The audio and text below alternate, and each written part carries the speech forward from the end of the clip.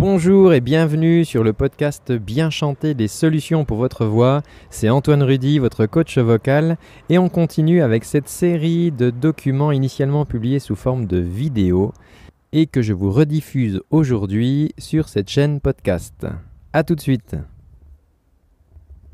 Comment chanter fort? Juste avant de commencer, je vous incite à vous abonner à la chaîne YouTube pour recevoir toutes les semaines gratuitement des exercices et des conseils pour améliorer votre voix. La première bonne nouvelle, c'est que je suis persuadé, quasiment certain, que vous avez tous à un moment donné de votre vie su parler fort. Et je dirais par interpolation ensuite, chanter fort. Quand est-ce que vous saviez faire ça? Lorsque vous étiez bébé. Lorsque l'on est bébé, on ne sait pas encore parler, on ne sait pas encore formuler des demandes précises. Par contre, ce qu'on sait faire, c'est crier ou pleurer, et ça, on sait le faire très fort parce qu'on doit pouvoir réveiller nos parents la nuit pour dire qu'on a faim ou qu'on a besoin d'être changé. Donc les bébés utilisent une technique, et donc vous avez certainement tous utilisé cette technique qui va nous permettre de chanter fort. Alors, pourquoi est-ce qu'on a besoin de le réapprendre entre guillemets? Il y a plusieurs raisons. On a le bagage culturel par exemple. Il y a certains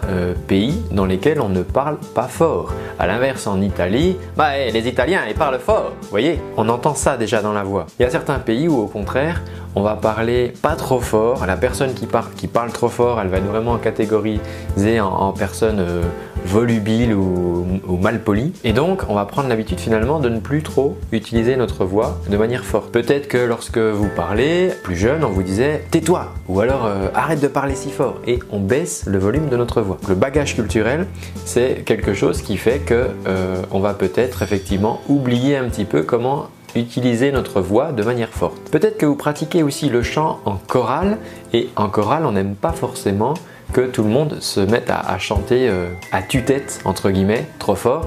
Et à ce moment-là, le chef de chœur peut être amené à vous dire moins fort parce que toi là tu dépasses un petit peu du lot. Donc si vous pratiquez le chant choral et que effectivement on vous fait souvent la remarque de dire tu chantes trop fort, du coup ça va plutôt vous engager à baisser le ton, baisser le volume de votre voix, et du coup petit à petit vous risquez d'oublier comment on fait pour chanter fort tout simplement. Alors pour commencer, vous pouvez faire une sorte de petit diagnostic comme ça pour voir si déjà au quotidien, est-ce que vous utilisez dans votre voix parler, est-ce que vous l'utilisez de manière forte ou pas? C'est déjà un premier indice. Maintenant, lorsque vous chantez, est-ce que dans votre pratique vocale, vous êtes amené à devoir chanter fort? Est-ce que par exemple, vous n'avez pas de micro et vous êtes obligé de porter votre voix? Ou alors vous avez un micro mais vous ne vous entendez pas, et à ce moment-là, vous avez aussi l'impression de devoir aussi forcer entre guillemets sur votre voix. Or, on va voir que forcer sur sa voix ne nous aide pas à chanter plus fort. Donc faites ce petit diagnostic pour voir où vous en êtes par rapport à ça. D'où pourrait venir, je dirais un petit peu le terrain. Quel est le terrain qui peut faire que vous vous posez la question de pourquoi je ne chante pas assez fort? Donc ça c'est un peu compliqué. Donc essayez de faire ce petit diagnostic pour prendre conscience de où vous en êtes par rapport au fait de chanter fort. Maintenant, l'aspect physiologique. Alors, comment fait-on finalement pour chanter fort? On ne va surtout pas, en aucun cas, forcer sur nos cordes vocales.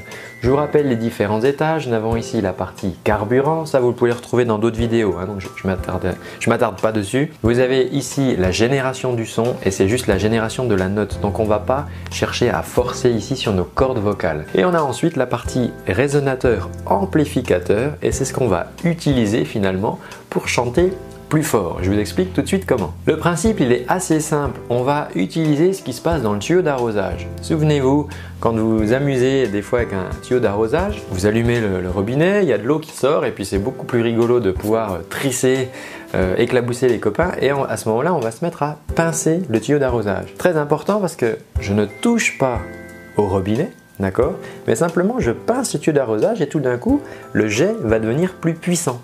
D'accord? C'est exactement ce qu'on va faire avec notre voix. C'est-à-dire qu'on ne va pas changer notre alimentation de la voix, mais par contre on va s'amuser à pincer, c'est vraiment ce qui va se faire, on va pincer en fait une zone qui se situe dans le conduit vocal juste au-dessus des cordes vocales, donc on ne force pas sur les cordes vocales, ça se passe vraiment à l'étage du dessus. On va pincer en fait le conduit et on obtiendra du coup ce qu'on obtient sur le tuyau d'arrosage quand on le pince, c'est-à-dire un son plus fort, plus projeté. Et ça marche vraiment aussi bien pour parler que pour chanter, et c'est vraiment très puissant. Je vais vous en faire tout de suite la preuve scientifique. Juste avant, si cette vidéo vous intéresse, si vous pensez qu'elle peut aider certains de vos amis, eh bien n'hésitez pas à leur partager. Pour faire la démonstration, je vous propose qu'on passe tout de suite derrière l'analyseur de spectre pour que vous compreniez exactement ce qui se passe acoustiquement. Alors, regardez. J'utilise ici une application d'analyse de spectre. Ça veut dire que cette application va analyser les fréquences de ma voix. C'est très pratique à utiliser, vous pouvez en trouver gratuitement sur internet. Ça marche aussi sur les téléphones ou sur les tablettes. Donc je vous invite, si vous souhaitez vous amuser, à installer ça sur vos ordinateurs, téléphones ou tablettes. Donc on va se servir du son du bébé. On a ici en représentation les différentes fréquences. Donc ici, quand je suis en bas, ce sont les fréquences graves, et plus je monte ici, plus ce sont des fréquences aiguës. Ici, la représentation se fait dans l'autre sens.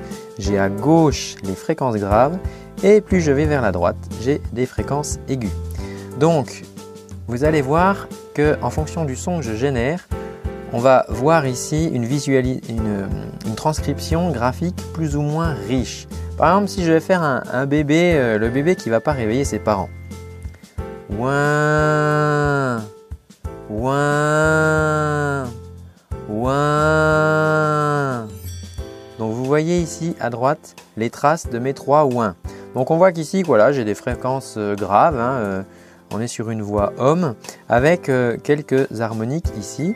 Plus la couleur s'approche du rouge, plus c'est puissant, plus c'est fort en intensité sur la fréquence. Maintenant, je vais faire, pour comparer ça, le bébé qui veut vraiment réveiller ses parents.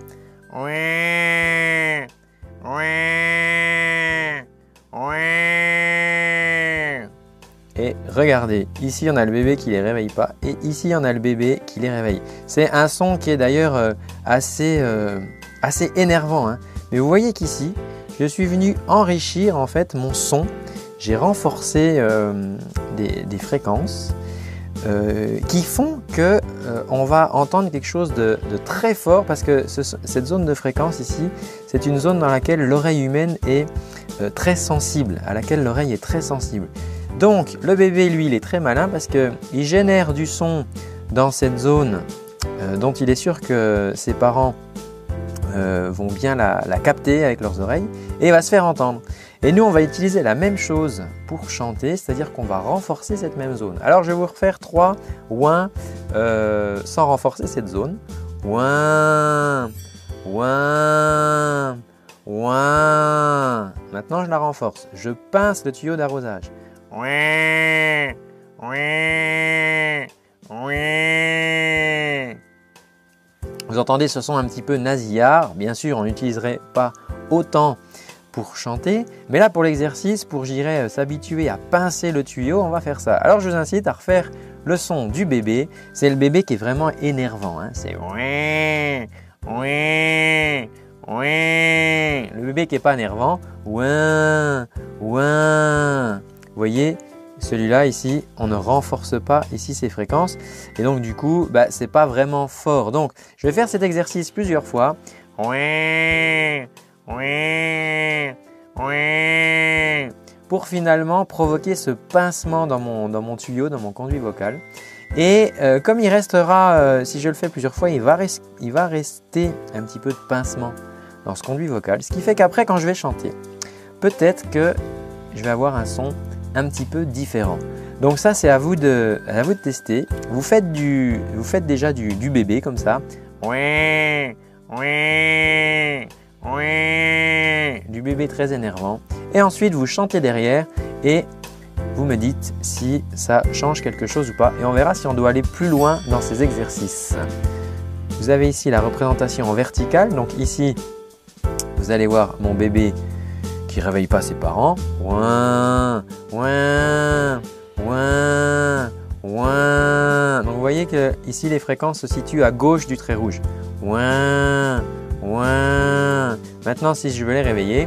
Ouin, ouin. Alors vous voyez qu'ici, là dans cette zone là, c'est vraiment, vous voyez, je suis vers 2000, 2500 Hz. Là c'est vraiment l'explosion.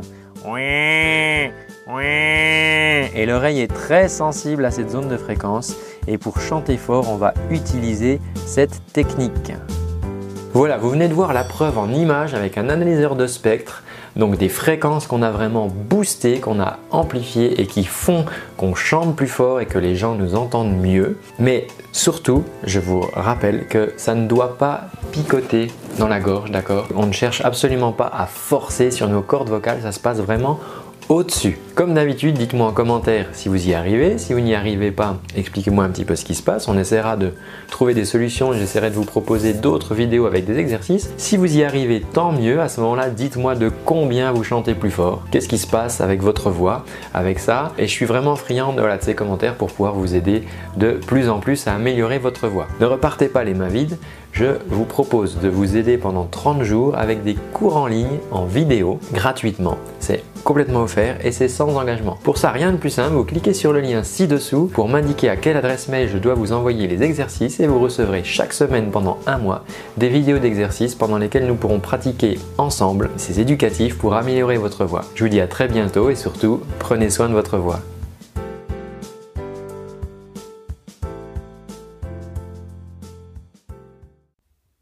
Et voilà, c'est tout pour aujourd'hui. J'espère que ce contenu te rendra service et t'aidera dans ta quête pour bien chanter. En attendant, si tu souhaites aller plus loin, je te rappelle que tu peux suivre et recevoir gratuitement pendant un mois des cours de chant avec moi au format vidéo. Tu reçois ça toutes les semaines par mail. Il te suffit pour ça de cliquer sur le petit lien qui est dans la description. Voilà, tu me laisses ton adresse mail et je t'envoie, je vais pas te pourrir ta boîte, mais je t'envoie tout simplement les exercices, les vidéos toutes les semaines avec un petit lien et ça pendant un mois. Et voilà, ça sera l'occasion pour toi de démarrer le travail de ta voix. En attendant, je te dis à très bientôt et surtout, prends bien soin de ta voix. Ciao!